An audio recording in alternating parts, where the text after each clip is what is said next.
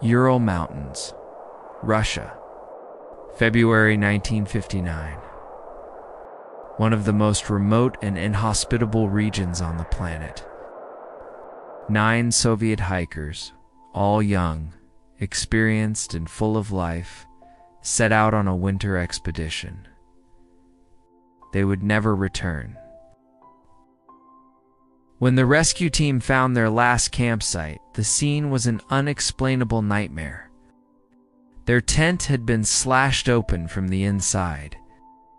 The bodies were found scattered over a kilometer away, some of them nearly naked, despite temperatures of 30 degrees below zero. But the horror wasn't over.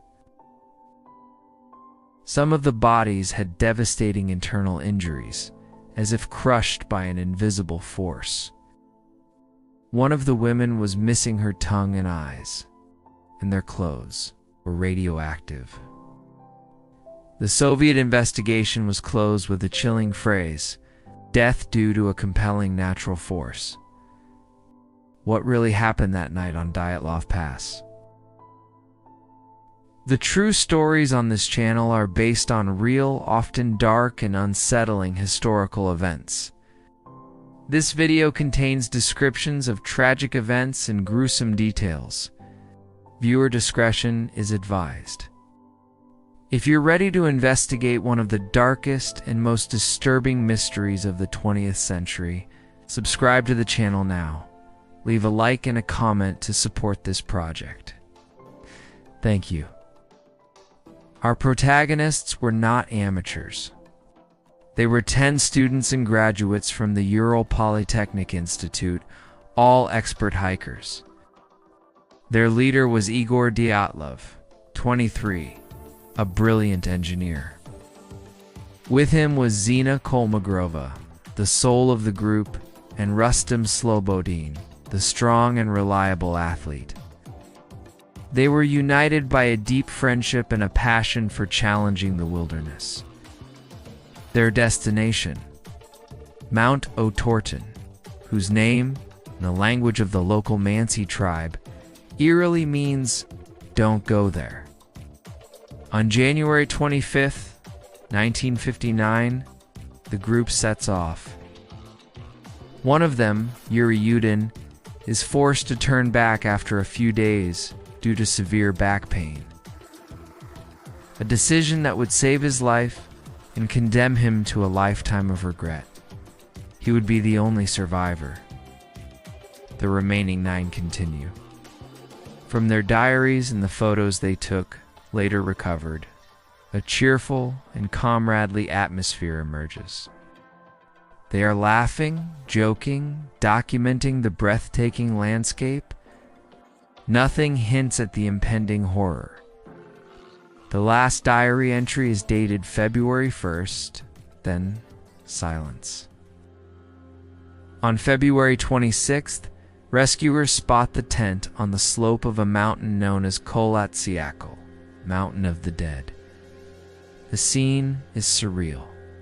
The tent is slashed open from the inside. Inside, everything is in order.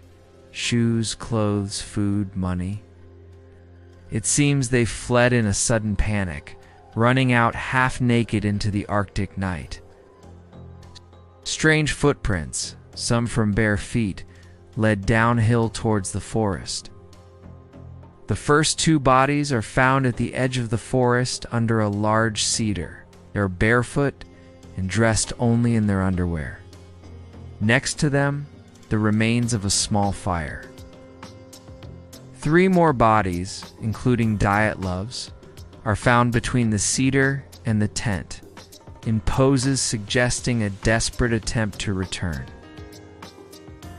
The true horror is discovered 2 months later. The last 4 bodies are found in a ravine. These have the most baffling injuries.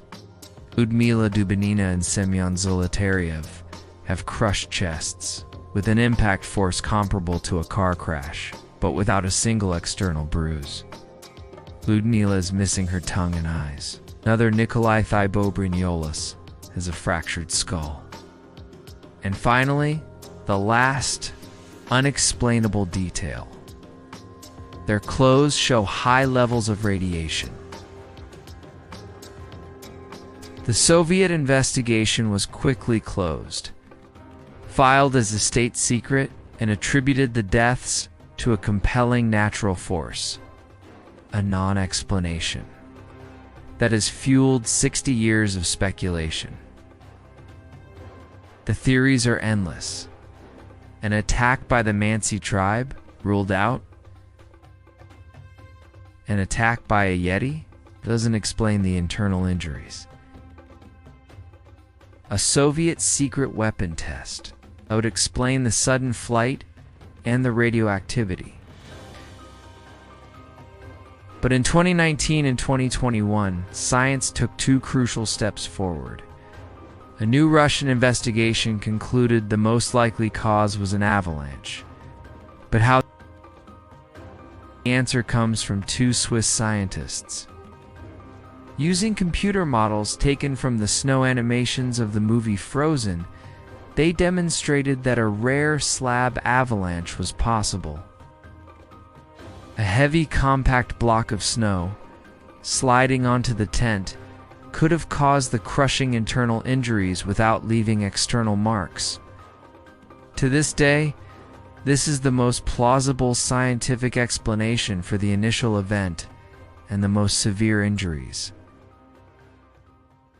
But the slab avalanche, as plausible as it is, still leaves some questions unanswered.